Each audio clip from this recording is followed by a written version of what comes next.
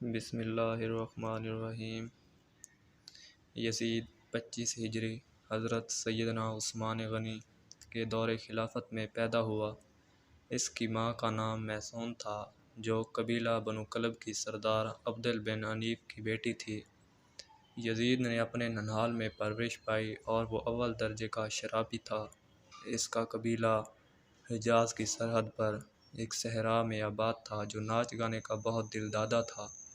روایات میں آتا ہے کہ یزید شام کو شراب پیتا اور اسی حالت میں صبح ہو جاتی تھی، پھر صبح کو شراب پیتا تھا اور اسی حالت میں شام ہو جاتی تھی۔ یزید شکار کا بہت شوقین تھا اور اس وجہ سے اس کے پاس بہت زیادہ تعداد میں شکاری کتے ہوتے تھے۔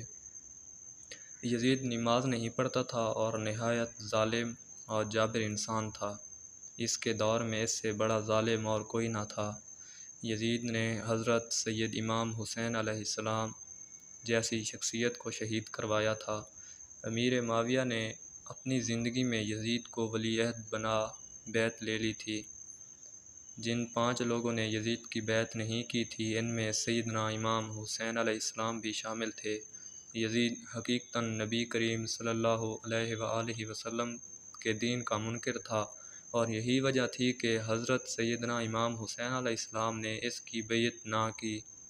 امیر معاویہ نے 60 ہجری میں وصال پائی۔ مرنے سے پہلے انہوں نے یزید کو چند نصیحتیں فرمائیں۔ ان میں سے ایک نصیحت یہ بھی کہ عراق کے لوگ حضرت امام حسین علیہ السلام کو ضرور تمہارے مقابلے میں کھڑا کریں گے۔ اگر ایسا ہوا تو نرمی اور درگزر سے پیش آنا۔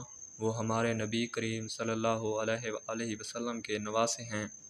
جب امیر معاویہ کے وصال کے بعد یزید تخت پر بیٹھا تو تخت پر بیٹھتے ہی اس نے مدینہ کے گورنر ولید بن عقبہ کو ایک خط لکھا، اپنے باپ کے انتقال کی خبر دی اور ساتھ یہ بھی کہا کہ جتنی جلدی ہو سکے تم حضرت سیدنا امام حسین علیہ السلام اور ابن زبیر سے بیعت لے لو۔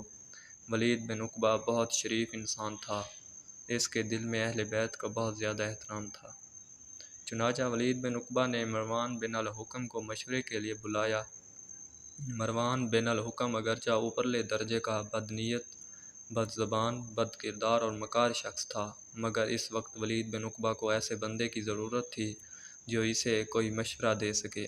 چنانچہ مروان نے کہا، حضرت سیدنا امام حسین علیہ السلام اور ابن زبیر کو یہاں بلا کر بیعت کا مطالبہ کرو۔ اگر وہ مانے تو معاذاللہ ان کی گردنیں اڑا دو۔ اس پر ولید نے کہا، کیا ایسا قدم اٹھانا ضروری ہے؟ اس پر مروان نے کہا، بہت ضروری ہے۔ اگر تم نے ایسا نہ کیا تو یہ پھر تمہاری گردنیں اڑا دیں گے۔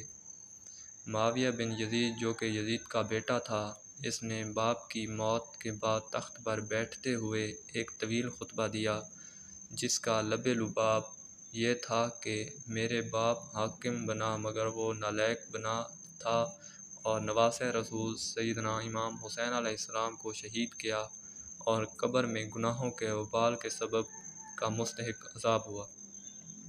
پھر معاویہ بن یزید نے کہا کہ اس کی بری موت اس کا ٹھکانہ ہے۔ اس نے نبی کریم صلی اللہ علیہ وآلہ وسلم کی ناموس و عظمت پر حرف اٹھایا اور شراب کو حلال کیا اور کعبہ کی عظمت کو نقصان پہنچایا۔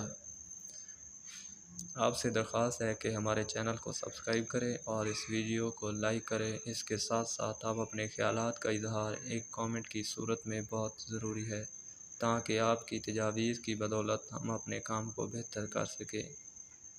اللہ تعالیٰ جزاک اللہ۔